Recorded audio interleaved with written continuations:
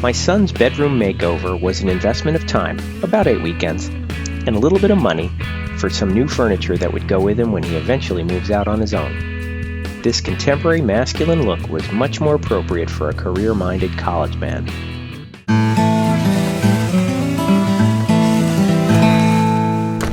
Being the youngest child in my family, Tom naturally had the smallest room in the house.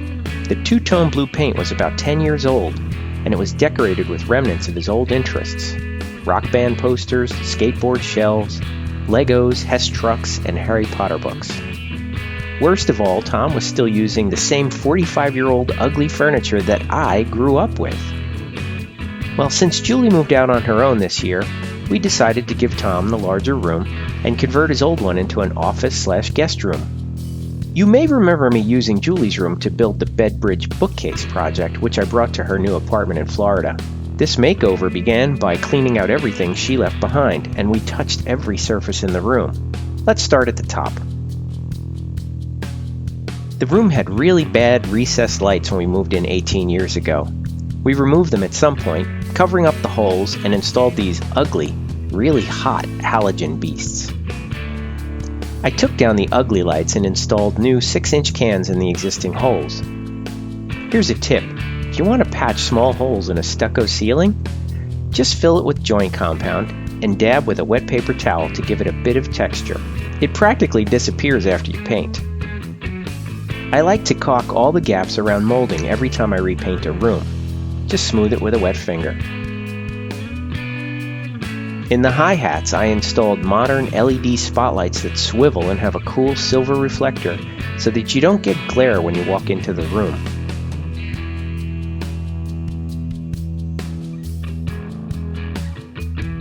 Girls love to adhere crap to their walls. Dads, you must resist.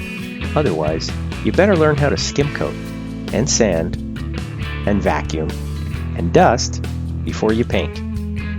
I like to remove all the vents and outlets from the walls before I paint. It's a good opportunity to clean them.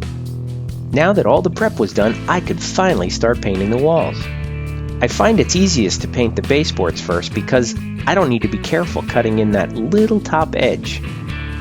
I started with the black wall behind the bed. The other 3 walls were painted tan. Everything needed 2 coats. Although the outlets and vents in my house are consistently white, I decided to break tradition for the black wall. When we peeled back the 18-year-old Berber carpeting, we were very pleased with the state of the hardwood floors underneath. I published a separate video on how I refinished these floors, and I'll link to it at the end of this video. We leveraged Tom's mattress, but bought a new bed and headboard at IKEA. The frame is a mound bed, which comes with a boring slab headboard that we hated. Instead, we bought the Mandal headboard, which looks awesome against the black wall, and it has built-in nightstands. We also bought Tom a Freddy computer workstation at IKEA. He likes to produce music, so this will have plenty of room for his speakers and other recording components when he comes home from college. Oh, and the chair? It's from Sam's Club. We don't get everything from IKEA. We upcycled the dressers that I made 25 years ago with black chalk paint and new hardware. It was my first time using chalk paint, and I loved the way it turned out so much that I made a separate video on the process. 2 more side videos from this project include the world map made from recycled pallet wood and the crazy LED lighting.